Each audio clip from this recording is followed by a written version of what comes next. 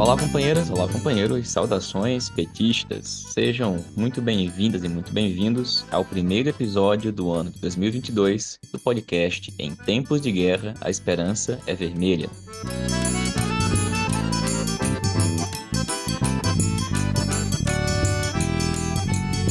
É uma satisfação imensa estar de volta com vocês, começando este que é o terceiro ano do nosso programa e mais um ano decisivo para a luta política e social em nosso país. Ainda não conseguimos acabar com o governo genocida de Jair Bolsonaro, nem com suas políticas desastrosas para a maioria do povo. Toda a luta e mobilização feita ao longo dos últimos anos ainda não foi suficiente, mas foram muito importantes para que nós chegássemos nesse 2022 com mais força para impor uma derrota ao bolsonarismo e a toda a direita canalha que o sustenta e que defende o mesmo programa que ele. Nesse ano, portanto, nós devemos voltar a ampliar a luta e a mobilização contra a fome e a sede, em defesa do trabalho, do SUS e de um programa que seja capaz de desfazer tudo que a direita fez no país, pelo menos desde o golpe de 2016, e ir além, transformando profundamente o Brasil para que ele seja um país para a maioria das brasileiras e dos brasileiros. E pessoal, o Brasil e o mundo começam o ano 2022 mergulhados em mais uma onda da pandemia de Covid-19, que tem feito vários países, e aqui no Brasil, vários estados, voltarem a adotar novas medidas restritivas. Aqui no Brasil, além da variante Ômicron, também tem contribuído para a piora da situação sanitária o vírus da gripe, da influenza, que tem feito os postos de saúde e hospitais terem filas imensas. Ao mesmo tempo, o negacionismo do governo Bolsonaro continua contribuindo para que, diariamente, centenas de pessoas continuem morrendo em decorrência do vírus da Covid, principalmente pela falta de vacinação. Bom, mas para tratar neste primeiro episódio da situação global, latino-americana, brasileira, a gente convidou o companheiro Walter Pomar, da direção nacional do PT, o companheiro Daniel Valença, que é vice-presidente do PT do Rio Grande do Norte, Jandiro Errara, da executiva nacional da CUT, e o companheiro Jonatas Moretti, que é advogado e militante do PT no Distrito Federal. E a gente começa essa primeira edição do ano de 2022 ouvindo o companheiro Walter Pomar, que fala para a gente um pouco do cenário global, com foco nos Estados Unidos e nesse período de um ano do governo de Joe Biden.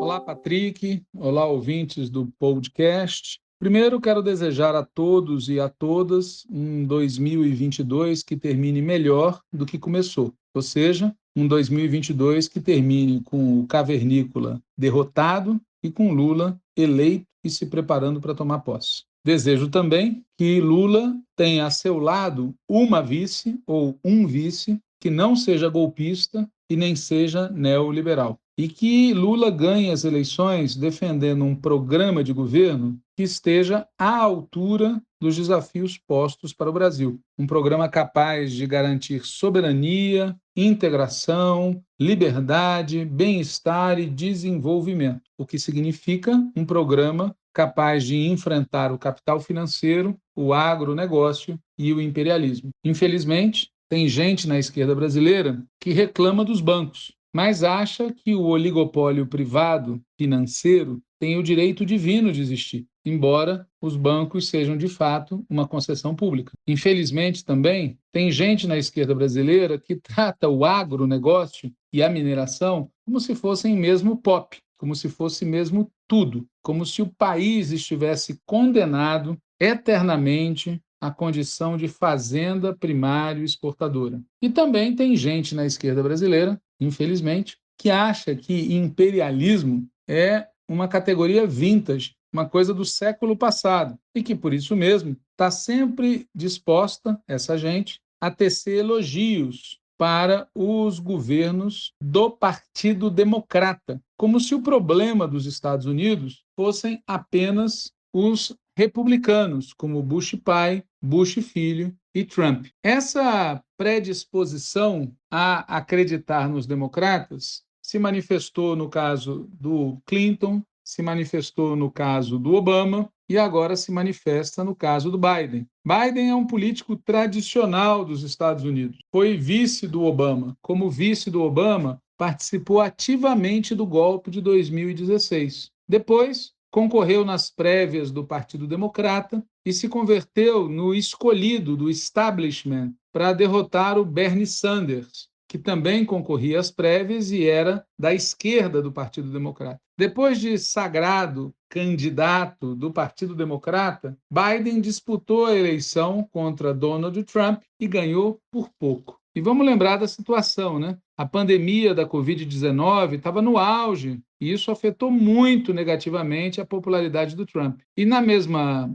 época, houve um levante popular contra Trump, tendo como estopim o brutal assassinato de um cidadão negro por um policial. E mesmo com tudo isso e mais um pouco, Biden ganhou por pouco, Trump perdeu por pouco. Como a gente está cansado de ouvir, o processo eleitoral nos Estados Unidos é algo muito bizarro. Não é o voto direto que elege o presidente. O voto direto, que tem uma série de restrições, elege um colégio eleitoral, que, por sua vez, elege o presidente. E aproveitando de várias dessas bizarrices e cumprindo a sua vocação antidemocrática, o Trump tentou virar a mesa. E essa tentativa incluiu um estímulo direto à invasão do Capitólio por parte de militantes vinculados à extrema-direita. Foi uma grande confusão, mas Biden foi assim mesmo confirmado presidente pelo Congresso dos Estados Unidos e tomou posse no dia 20 de janeiro, ou seja,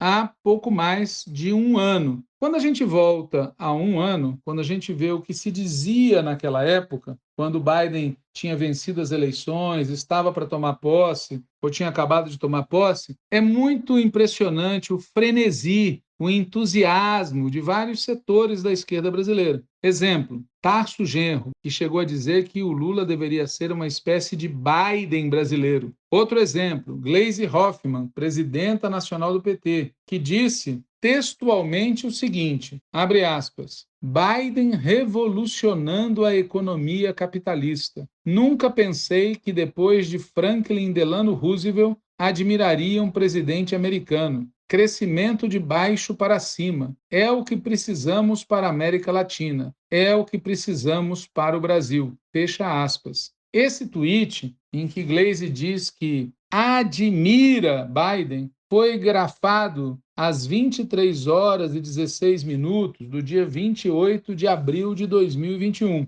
Se tivesse sido no dia 1º de abril, cairia melhor, porque, afinal de contas, Biden foi um dos protagonistas do golpe de Estado contra a presidenta Dilma. Biden foi um dos garantidores da condenação, da prisão e da interdição do Lula. É inacreditável que um petista possa admirar alguém assim. Sem falar que essa fábula sobre crescimento de baixo para cima, num país cuja economia é imperialista, oligopolista, financiarizada, é assunto para filme de Hollywood, não é economia política real. Nem me refiro às afirmações segundo a qual Biden estaria revolucionando a economia americana ou, nas palavras de outro dirigente petista, Biden seria um reformista radical. O fato é que houve um frenesi, e esse frenesi chegou ao ponto de pessoas como Aloysio Mercadante, presidente da Fundação Perseu Abramo,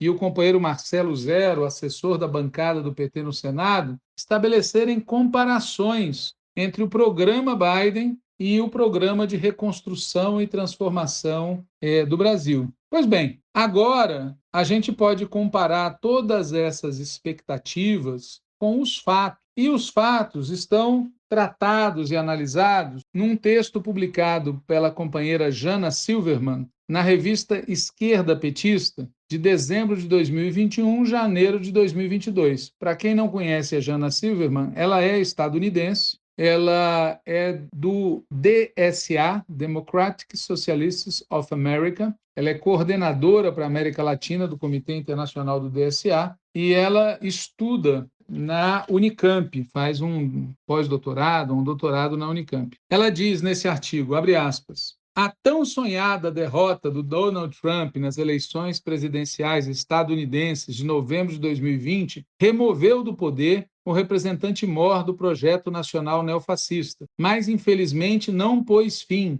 às crises multifacetadas que o país está encarando, desde antes do estouro da pandemia de Covid-19, no começo do ano passado. A pandemia ampliou ainda mais as profundas desigualdades que têm formado parte do tecido social estadunidense desde a independência, mais de 2 séculos atrás, levando a uma situação precária com respeito às instituições democráticas, ao mercado de trabalho, à sustentabilidade ambiental e às pretensões geopolíticas dos Estados Unidos. A incapacidade do governo Biden de implementar mudanças estruturais necessárias nas políticas fiscal, social e trabalhista para poder criar uma nova normalidade pós-pandêmica tem confirmado as suspeitas das críticas feitas por um segmento da esquerda norte-americana antes das eleições de que seu governo não seria nada transformador. E ela diz ainda: após um ano de governo, ainda é cedo constatar se a agenda política do governo Biden terá um impacto positivo de longo prazo nas condições de vida dos trabalhadores norte-americanos ou se estamos apenas vendo um empecilho pequeno na tendência geral de declive do império estadunidense.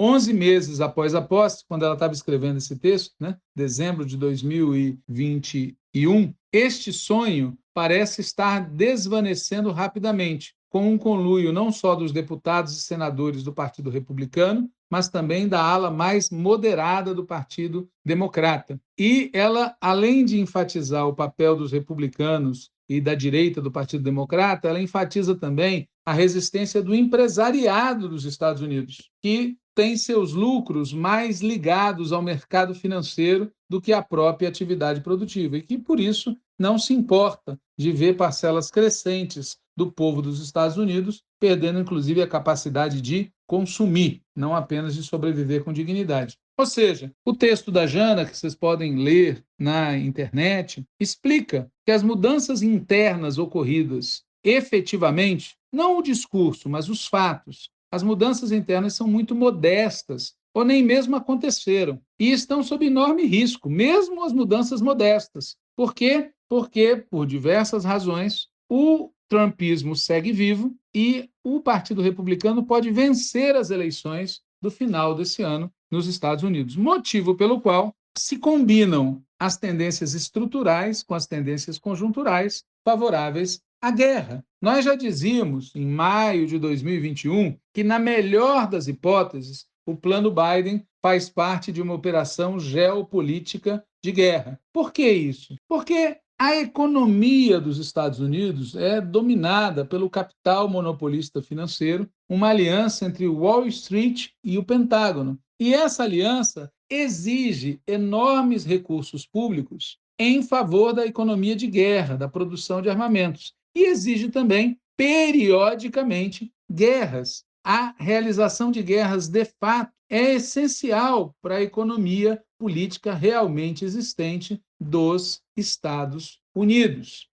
Quem fala isso com muita clareza é, em primeiro lugar, o general Eisenhower, que foi presidente dos Estados Unidos e inventou uma expressão muito forte acerca da existência de um complexo industrial militar. E também quem fala isso é um cidadão chamado Friedman, que disse o seguinte, abre aspas, os Estados Unidos estiveram em guerra por cerca de 10% de sua existência. Essa estatística só inclui guerras importantes. A Guerra de 1812, a Guerra Mexicano-Americana, a Guerra Civil, as duas guerras mundiais, a Guerra da Coreia, do Vietnã. Durante o século XX, os Estados Unidos estiveram em guerra 15% do tempo. Na segunda metade do século XX, foi 22% do tempo. E desde o começo do século XXI, os Estados Unidos estiveram permanentemente em guerra. A guerra é central para a existência norte-americana e sua frequência é cada vez maior.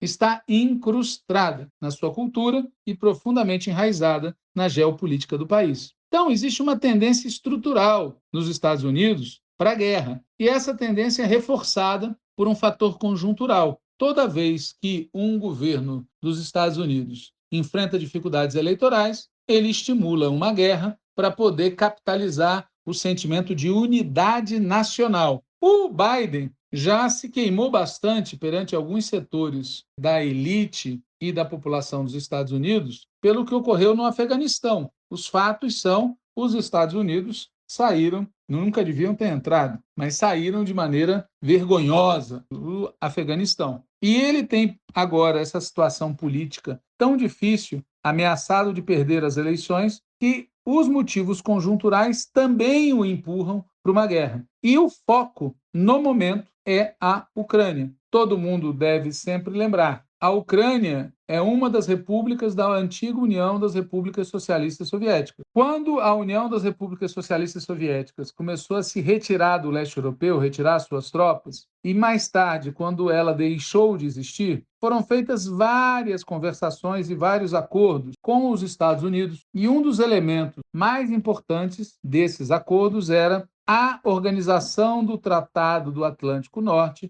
não estenderá suas fronteiras até a fronteira da Rússia. A Rússia é um país que foi invadido pelas tropas do Napoleão, pelas tropas da Alemanha na Primeira Guerra, pelas tropas nazistas na Segunda Guerra, e, portanto, tem todos os motivos possíveis e inimagináveis para ser cauteloso, para repudiar a presença de tropas ofensivas, em particular, nas suas fronteiras. E o governo dos Estados Unidos aceitou esses acordos e descumpriu todos. E agora estão buscando dar um passo além, a Ucrânia. Isso gera uma tensão que o governo da Rússia atual, o governo Putin, disse que é situação limite. E vamos lembrar que o governo russo é um governo aliado à China, que é o grande problema dos Estados Unidos no âmbito mundial, que também enfrenta provocações dos Estados Unidos em Taiwan, no Cazaquistão, em vários outros pontos. Existem situações de conflito que vêm sendo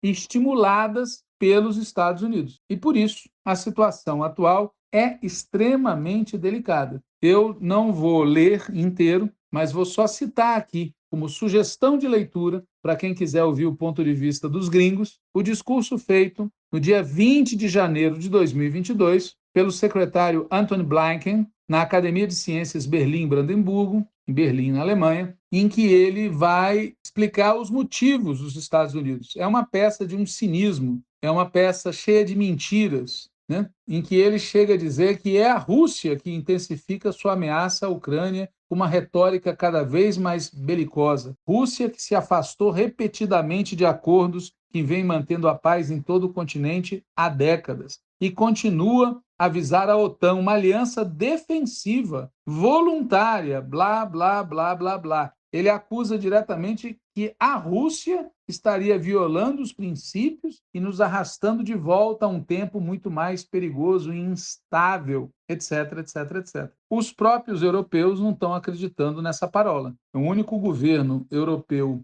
relevante que tem acompanhado os Estados Unidos é o poodle de sempre, né? O governo da Grã-Bretanha. Mas governos como o da Alemanha, por exemplo, não estão de acordo com essa postura dos Estados Unidos, que, além de mentirosa, além de hipócrita, está efetivamente colocando o mundo diante da possibilidade de um conflito militar de enormes proporções. Então, em relação à conjuntura mundial, eu chamo a atenção para isso. Ucrânia, as provocações dos Estados Unidos e da OTAN contra a Rússia e, por tabela, em outros lugares, contra a China, a ameaça de guerra, vinculada aos problemas estruturais da economia dos Estados Unidos e vinculada também às eleições que vão ocorrer nos Estados Unidos no final desse ano. Tudo isso tem rebatimento aqui na América Latina. Quem acha que o governo dos Estados Unidos vai aceitar a chegada de um governo que tratará a Rússia e a China como parte do cenário internacional, que não os tratará como inimigos, está se iludindo. O governo dos Estados Unidos tomará como critério para decidir a influência ilegal que eles vão buscar ter nas eleições brasileiras a política defendida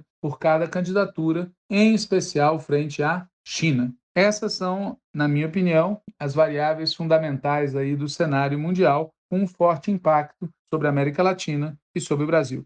Valeu, Walter. Obrigado, companheiro. Sobre a situação aqui na América Latina, A gente vai escutar agora o companheiro Daniel Valença, que é professor de Direito da UFERSA e vice-presidente do PT do estado do Rio Grande do Norte. Olá, Patrick. Olá, ouvintes do podcast Em Tempo de Guerra, Esperança é Vermelha. Olha, Patrick, 2022 segue as tendências de 2021. Crise econômica, política, social, sanitária, terminam por implicar o acirramento da luta de classe e uma possível tessitura de novas correlações de força na região. De um lado, o imperialismo norte-americano demonstra que continuará intervindo na América Latina para não perder espaço, seja em relação a países que optem por um desenvolvimento autônomo, seja em relação à chegada e entrada com tudo da China na região. De outro, a crise do capital se arrasta, a pandemia não tem data para ser superada, ao menos não nos países capitalistas, ao contrário de China, Vietnã, resultando em problemas econômicos e sociais. Então, junte-se a tudo isto uma direita e uma extrema-direita organizada e disposta a impedir quaisquer mudanças significativas em seus países. A gente percebe que China e Rússia poderão minimizar esse cenário internacional, esse contexto geopolítico muito difícil, seja a partir do apoio político-militar, no caso da Rússia, seja o apoio econômico, seja em créditos, em infraestrutura, em grandes projetos como a China tem feito não só na América Latina, mas em todo o mundo. Bom, se excetuarmos a derrota para o neoliberal, conservador, banqueiro Guilherme Lasso, grande medida derivada da opção de frações do movimento indígena de convocar um voto nulo no segundo turno, ou seja, se tirarmos essa eleição no Equador, a restauração conservadora e neoliberal que ocorreu ao longo da última década sofreu um forte revés em 2021. A boa maré para as esquerdas latino-americanas, porém, não deve ser vista de maneira idealizada, desconsiderando os movimentos reais em curso na região. Necessariamente se encontrarão condições diferentes e piores em relação ao último ciclo de governo das classes trabalhadoras, já que os próprios processos em curso apontam para esta direção. Se pegarmos, por exemplo, o Peru, nós veremos que vencemos com Pedro Castilho, mas o seu governo já teve de formar 2 gabinetes, por muito pouco a direita não o derrubou, e nesta semana tivemos outra derrota importante, que foi o Congresso aprovar uma lei determinando que toda iniciativa de reforma constitucional com iniciativa popular deve primeiro passar pelo Congresso. Ou seja, a bandeira de campanha do Pedro Castilho e de seu partido foi literalmente derrubada no Congresso, a bandeira da Assembleia Constituinte para refundar o Peru. Castilho, portanto, ele vai precisar respirar, recuperar a popularidade, construir algum grau de estabilidade para, a partir daí, tentar novos avanços e se transformar em força majoritária no Peru, seu partido que tem uma grande inserção no campo, principalmente no campesinato e também indígena, mas que tem uma dificuldade tremenda de entrada em Lima. É claro que em uma conjuntura latino-americana de grandes transformações, de grandes giros à esquerda, por exemplo, se os processos eleitorais de 2022 também seguirem os rumos de 2021, facilitará um pouco o processo não só peruano, mas também dos demais países.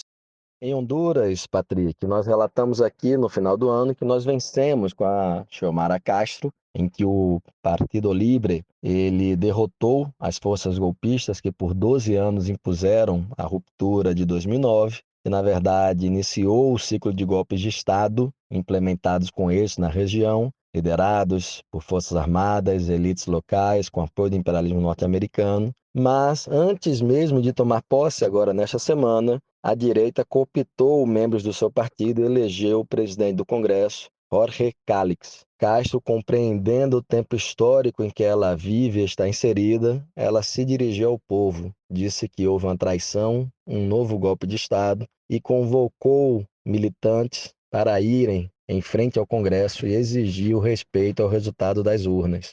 Após dias de acampamento em frente ao Congresso, tivemos então a eleição de Luiz Redondo, do Partido Salvador de Honduras, que é o partido que tem a vice na coligação, um partido aliado do Libre, e que no acordo para que o seu candidato saísse da disputa e unificasse com a Castro, havia a negociação de que o PSH ficaria com a presidência do Congresso. Bom, Honduras nesse momento tem 2 presidentes, não sabemos como vai acontecer, mas se no Equador a direita cooptou o vice de Rafael Correa, o Lenin Moreno, e acabou realizando um golpe de Estado de maneira totalmente inusitada, no caso de Honduras também há uma nova modalidade, que é o Partido das Forças Progressistas elegeu 50 membros de 128 do parlamento e destes 18 traíram o resultado das urnas e se uniram à direita golpista. Muito importante a gente acompanhar esses movimentos para vermos que, sim, a traição política neste cenário, mais do que em qualquer outro, é algo não apenas possível, como inclusive provável e das maneiras mais inesperadas possíveis. No Chile, Patrick, nós acompanhamos a eleição do Gabriel Boric e apontamos os avanços, os limites da sua candidatura, e a composição do ministério também demonstra esse caminho. É um ministério que tem 14 mulheres ante 10 homens, um ministério que tem a neta de Allende à frente das Forças Armadas, motivos para a nossa comemoração, mas, por outro lado, é um ministério em que a Fazenda está com o ex-presidente do Banco Central e alinhado a como se organizou a economia chilena desde o golpe de Estado, e também nas relações exteriores, uma perspectiva de que existe uma direita bonita, boa, limpinha, ou melhor, existe uma esquerda bonita, boa, limpinha, que são as esquerdas, entre aspas, democráticas, e existe uma esquerda má. Por exemplo, Venezuela, Nicarágua, Cuba, são processos que, pelas entrevistas do Boric e do seu gabinete, a impressão que nos passa é que o Chile só virá a reconhecer e ser um aliado de tais processos políticos que enfrentam o imperialismo norte-americano e as várias tentativas de desestabilização, golpe de Estado e sufocamento econômico. Só vai ocorrer essa aproximação se, porventura, o conjunto da região confirmar esse giro à esquerda e, para além da CELAC, que foi recriada ano passado, houver uma maior integração latino-americana e levar o Chile a rever essa posição de uma esquerda moderada e que tem medo de defender a trajetória histórica das classes trabalhadoras e das esquerdas organizadas ao longo do século XX. Na Bolívia, Patrick, nós abordamos que o golpe de Estado foi derrubado a partir da eleição do Luiz Arce, mas desde que tomou posse, na verdade, antes de tomar posse, houve movimentos para tentar também uma invasão mercenária na Bolívia, mas desde que tomou posse, as elites, oligarquias, o imperialismo norte-americano não aceitam a manutenção do governo do MAS e PSP. Após uma tentativa, de paralisação patronal neste ano de 2021, a gente começa o ano de 2022 com a comemoração dos 13 anos do Estado Plurinacional da Bolívia e com o país registrando crescimento no trimestre de mais de 8%, a redução da taxa de desocupação de mais de 10% para menos de 5%, mas, ao mesmo tempo, o ex-presidente Evo Morales dizendo que é necessária a convocação de uma nova constituinte para superar os entraves que a conjuntura impõe e o atual cenário de luta de classes no país. Na Venezuela, nós vimos que o chavismo teve sucesso em estabilizar e reinstitucionalizar o país em diálogo com amplos setores da oposição e foram derrotados nas urnas de 23 estados, 19 estados houve a vitória do chavismo e agora, em 2021, o grande desafio da Venezuela segue sendo o controle, da economia e uma garantia de maior bem-estar para a sua classe trabalhadora. A impressão que se passa é que sim, o período mais difícil foi superado em 2021. Lembrando que foram coletadas assinaturas para um mandato revogatório, ou seja, a população venezuelana vai decidir se Maduro continua ou não até o final do seu mandato, e no primeiro semestre ainda de 2022 vai acontecer esta consulta popular, um dos vários instrumentos democráticos previstos na Constituição venezuelana da época de Hugo Chávez. Também acontecerá um mandato revogatório no México de López Obrador, também no primeiro semestre, mas é bom lembrar que o Obrador ele tem a maior popularidade da história dos governos mexicanos, tem uma rejeição baixa, e que ao mesmo tempo está levando a cabo agora, pretende levar um projeto de mudanças profundas no campo energético para o retorno do controle estatal sobre a energia do país. Fundamental acompanharmos estes dois momentos de consultas populares, pois eles serão importantíssimos para essa confirmação de uma nova conjuntura na região de ascensão e aprofundamento dos processos democráticos populares que estão em curso. Patrick, a Argentina, Alberto Fernandes segue numa dificuldade para encaminhar uma resolução com o FMI. O governo já anunciou que não tem as verbas para o pagamento da próxima parcela agora neste mês de março. E as negociações prosseguem e continua em um beco sem saída criado pelo governo Macri. Por outro lado, Cuba superou a tentativa desestabilizadora de 2021. Nesse momento, tem 92% da população com o esquema vacinal completo e 45% da população já com a dose de reforço. Então, assim como os demais países da região e do mundo enfrentam o ápice, né, da variante Ômicron, mas segue com índices de mortalidade muito, muito baixos. Uma morte por dia, duas. A mais alta dos últimos dias foi 5 mortes em um dia, que demonstra a eficácia das vacinas desenvolvidas com tecnologia cubana, apesar do embargo econômico.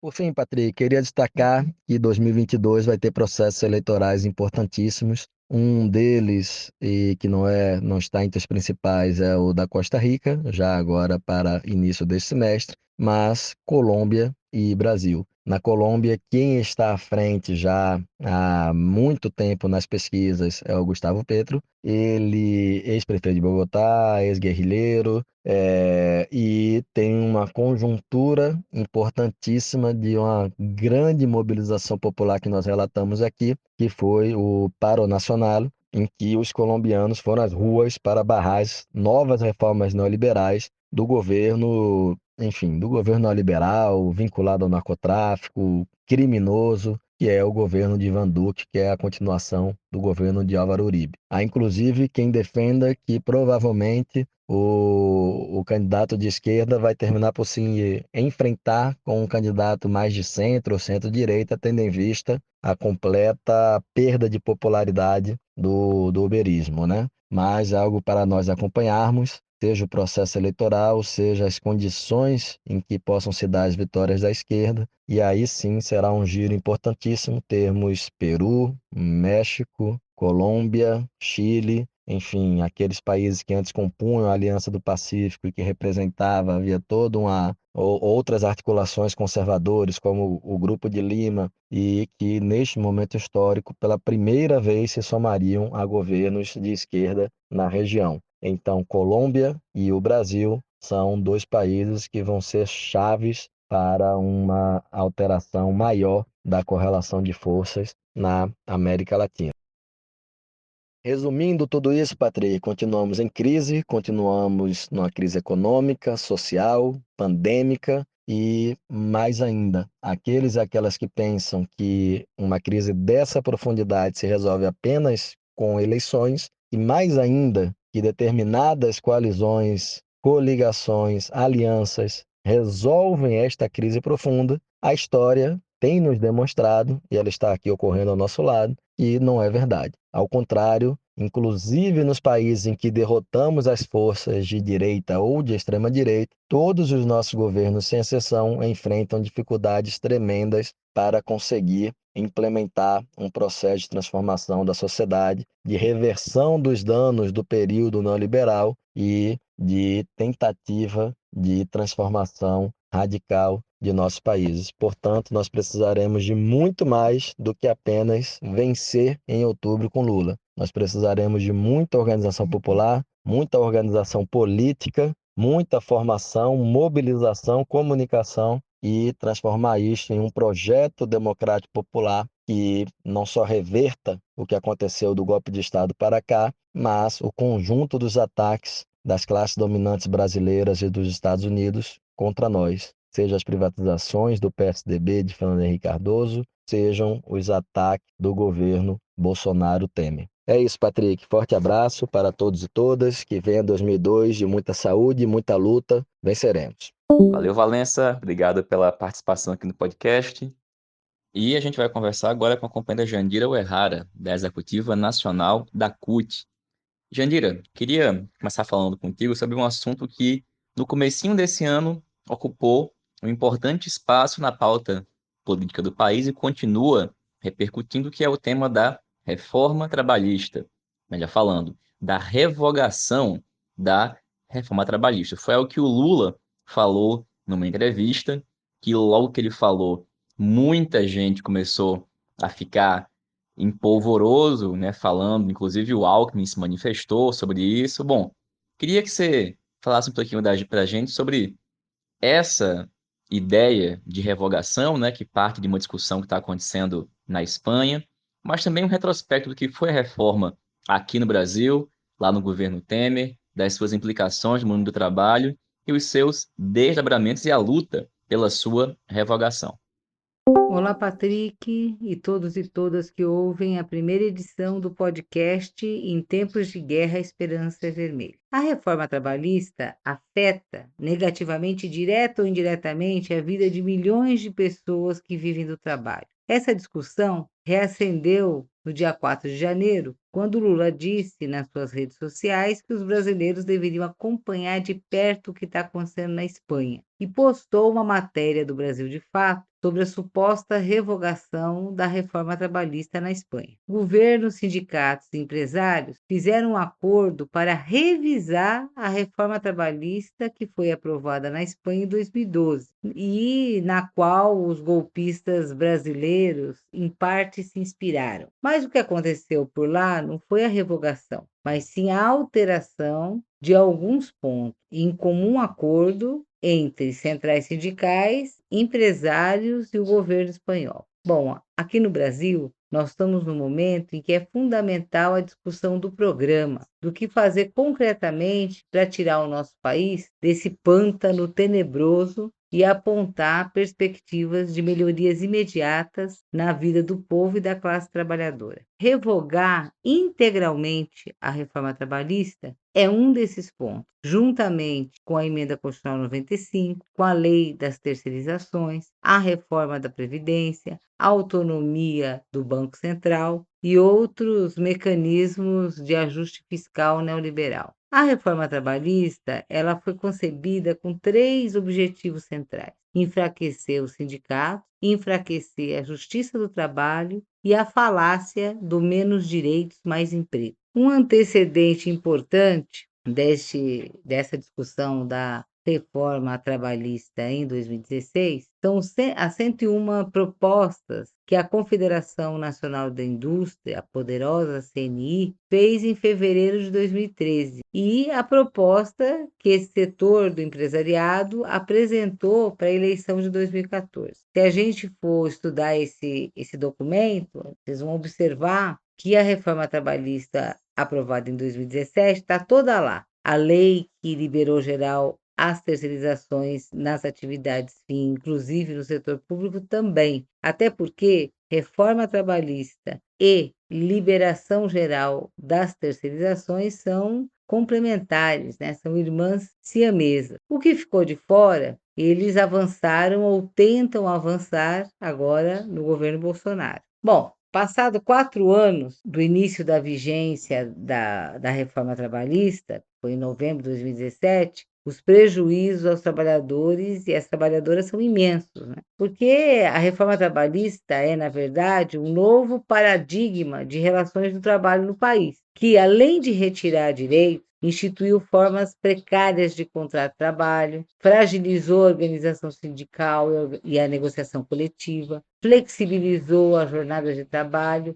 restringiu o acesso à justiça do trabalho, entre outros muitos efeitos nefastos aos trabalhadores e às trabalhadoras do Brasil. Bom, é importante destacar que esses impactos da reforma trabalhista são sentidos e ao longo do tempo serão sentidos de forma diferente, né? Entre os diversos setores da economia, entre os diversos segmentos sociais e entre as diversas categorias profissionais. E eu quero salientar a maneira como a reforma trabalhista atinge os diferentes grupos sociais, que também é desigual e atingindo mais imediatamente os setores mais precarizados, os trabalhadores e trabalhadoras negros e negras, jovens, mulheres, LGBTs, têm os seus direitos trabalhistas precarizados de forma ainda mais brutal do que outros setores, além de ser os setores que foram jogados no mercado informal, né, de forma mais acelerada. Bom, a pergunta que fica do ponto de vista político, o que é que nós podemos fazer? É possível revogar a reforma trabalhista? Então, eu diria que não só é possível, como é necessário. E nós precisamos, para isso, de duas condições, de combinar duas condições. Uma é eleger uma bancada forte, deputados federais, estaduais,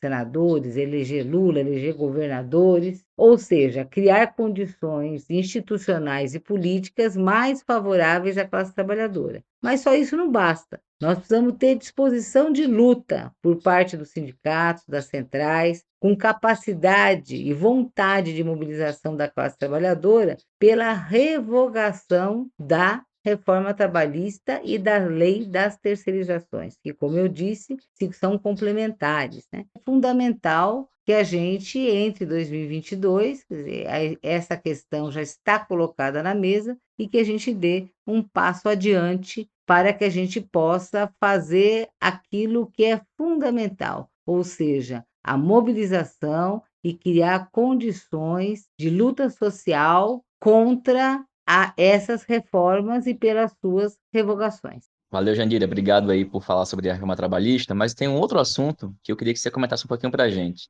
Você que está aí em São Paulo, acompanhando de perto alguns dos debates, esse assunto da reforma está conectado com outro, que também tem ocupado um importante espaço na pauta política do país, que é o debate em torno do Alckmin, numa possível chapa, ocupando o espaço de vice, junto com o Lula.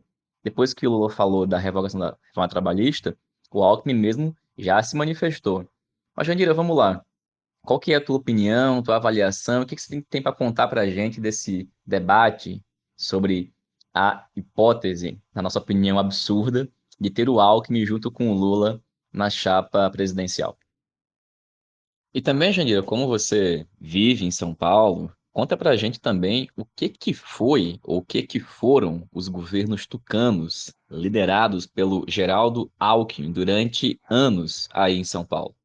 Bom, segue o debate político sobre o Alckmin e serviço do Lula. E muita gente da esquerda conformada ou já até defendendo o tucano na vice. Mas, ao mesmo tempo, nas instâncias do PT, tem zero debate oficial sobre isso. Apesar que todo mundo sabe que o tema das federações está vinculado a esse assunto. Mas, publicamente, poucos dirigentes, né, da Nacional do PT se posicionando. Bom, um dos argumentos usados pelos defensores mais afoitos do tucano é que o Lula precisa ter uma vitória no primeiro turno. E, para isso, é fundamental a operação de um vice de centro, como o Alckmin, que é preciso vencer no primeiro turno de qualquer maneira e que esse seria o preço a pagar. Bom, na nossa opinião, além de muito improvável que aconteça uma vitória no primeiro turno, apesar das pesquisas de hoje, com ou sem o Chuchu, essa tática do tudo ou nada é muito perigosa, porque ela não prepara e nem mobiliza a militância para uma corrida de resistência, de fôlego, que serão fundamentais para a gente vencer a eleição em 2022. De um modo geral, quem argumenta a favor dessa operação raciocina como se o caminho para ampliar nosso alcance eleitoral e ter uma vitória no primeiro turno seja se aproximar do centro. É a tese da frente ampla. Mas o problema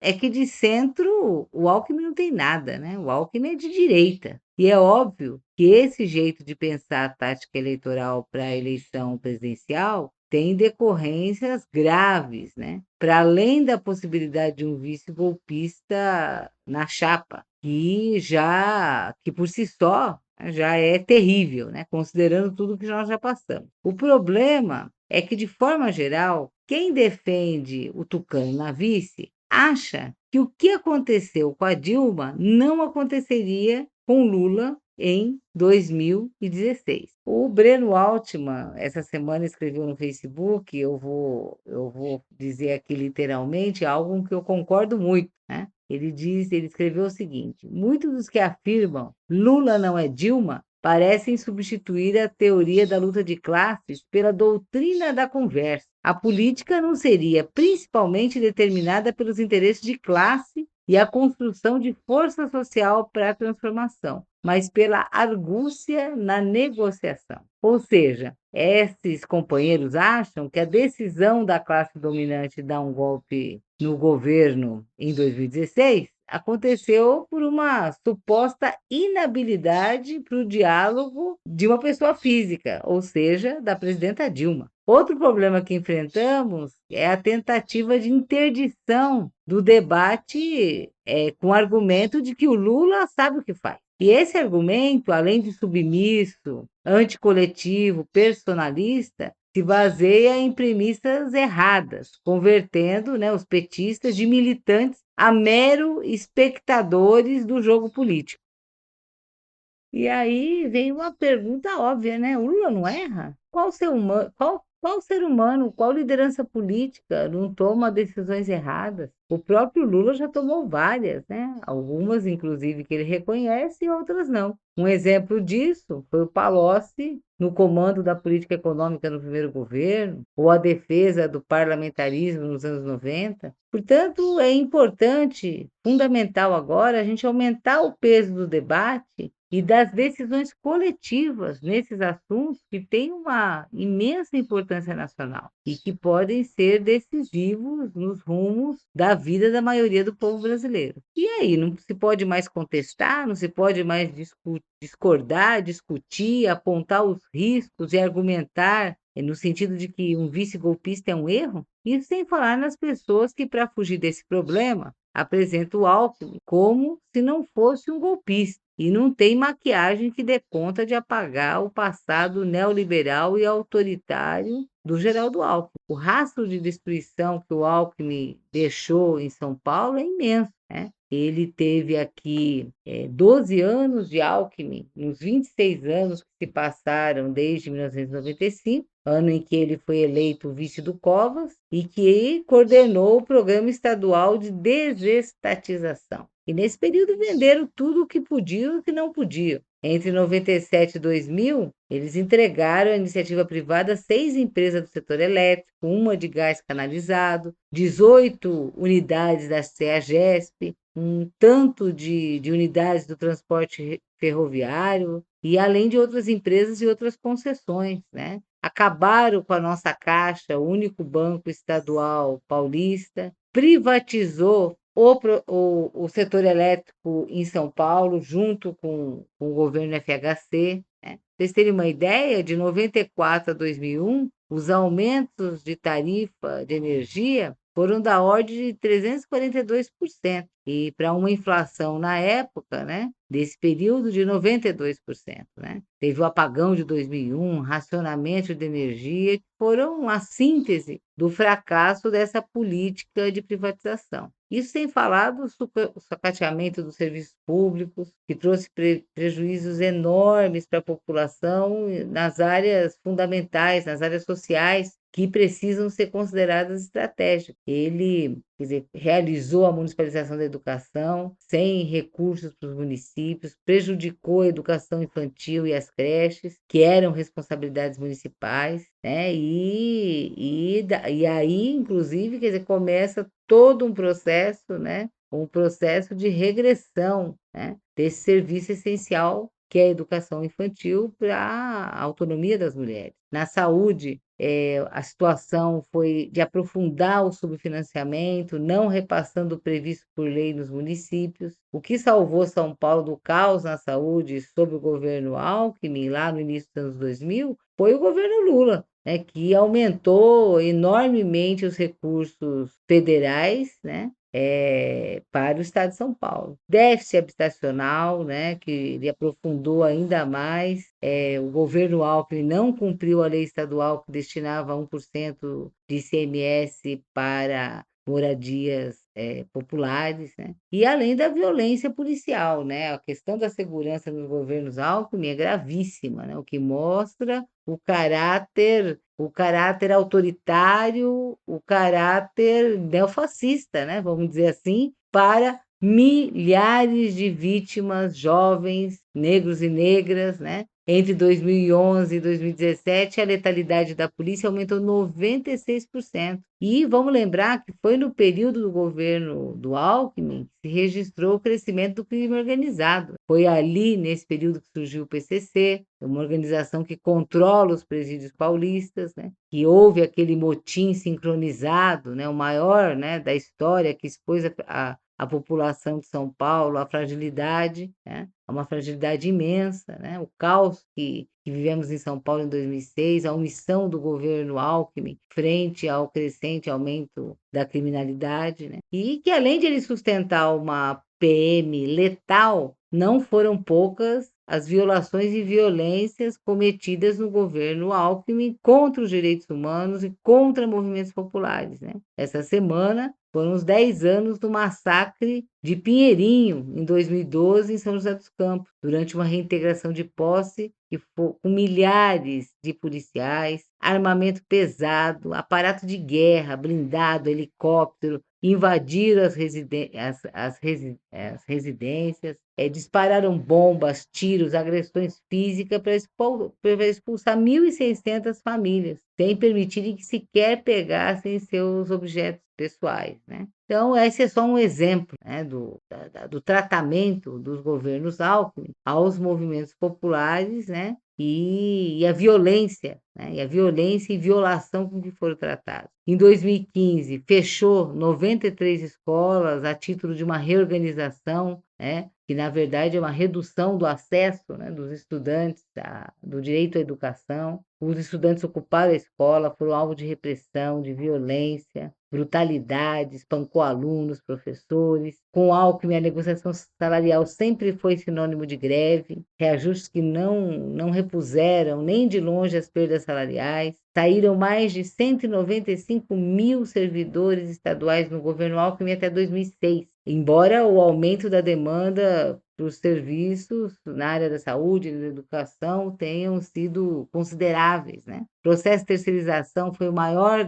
de toda a história do Estado de São Paulo, e isso resultou na perda de qualidade, na prestação de serviços públicos. Em 4 anos, o governo do Estado perdeu 122 mil servidores, e tudo isso, obviamente, né, com aumento das terceirizações. E as áreas mais afetadas, né, nos seus governos foram justamente as sociais, né? Educação, saúde, mobilidade urbana, moradia e segurança. Bom, e por aí vai, né? Aparentemente, os que defendem o Alckmin vice ou não ligam ou acham que não existe efeito político nenhum da gente se misturar com essa política neoliberal, com essa política autoritária, com essa política tradicional, antipovo, antipetista. Isso sem falar em outras consequências, né? Porque se acontecer algo com Lula, abre-se espaço para o vice assumir. Pode haver uma conspiração por parte do vice. Nós daremos espaço para a direita no governo, além, é claro, do simbolismo de uma sinalização programática de uma aliança com a direita. E isso não é um mero detalhe, né?